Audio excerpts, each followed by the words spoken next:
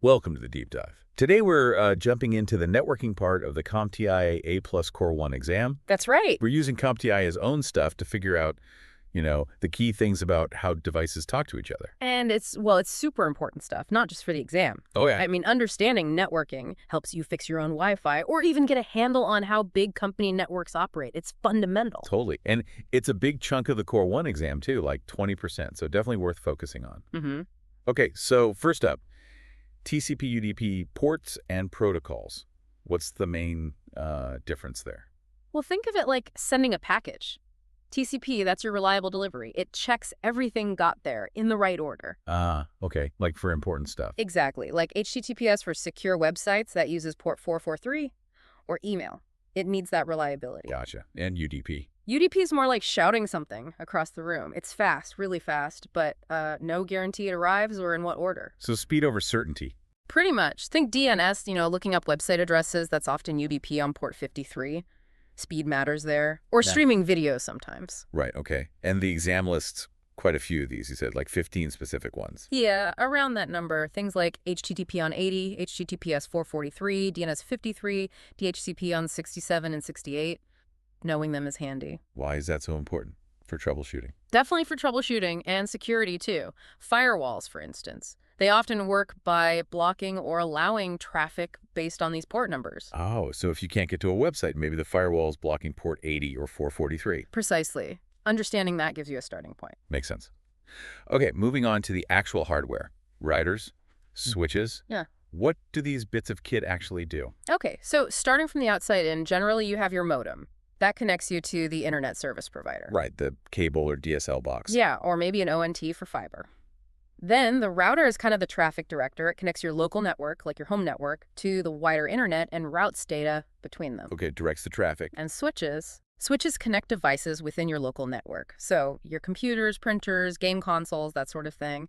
They let devices talk to each other efficiently. And there's managed versus unmanaged. Unmanaged are simple, plug and play. Managed switches give you more control, things like setting up VLANs, prioritizing traffic. More for business, usually, but you see them sometimes. Okay, and access points. That's the Wi-Fi part. Exactly. The access point, or AP, broadcasts the wireless signal.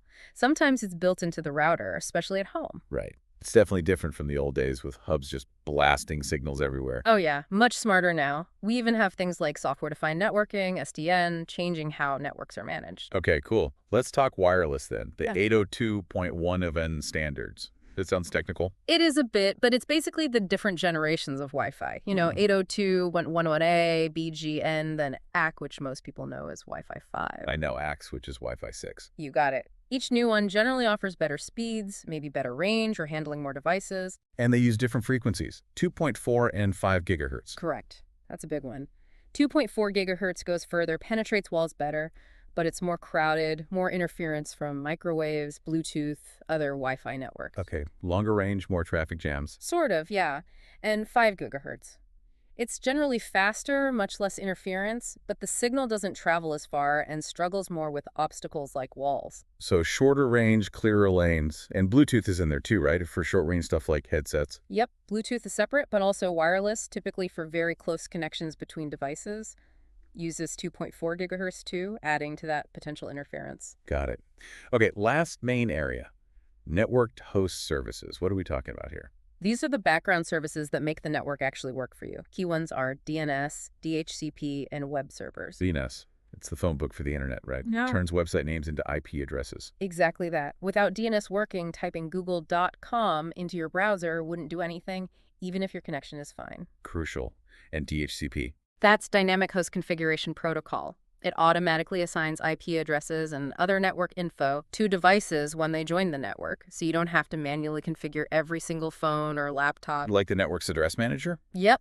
And web servers, well, they host the websites you visit. Yeah. Then you have things like firewalls providing security, and increasingly all those IoT devices, smart speakers, thermostats, they all rely on these services too. Wow. Okay, so a lot happens behind the scenes just to let us browse the web or connect our devices. Absolutely. It all has to work together. All right, let's wrap this up. Key takeaways seem to be: understand TCP versus UDP and those common ports, know what routers, switches, and APs do, and get the basics of Wi-Fi standards like 802.11 and services like DNS and DHCP.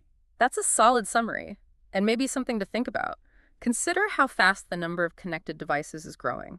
Smart everything, IoT everywhere. Yeah. How does that explosion of connected things change the game? What new challenges, maybe security or management challenges, do you think that brings to networking? Something to ponder. Definitely food for thought. Makes these fundamentals even more important, I guess. If you want to dig deeper yourself, maybe check out your own home router settings, see what you recognize, or look up Wi-Fi 6 and see what's new. Thanks for joining our deep dive.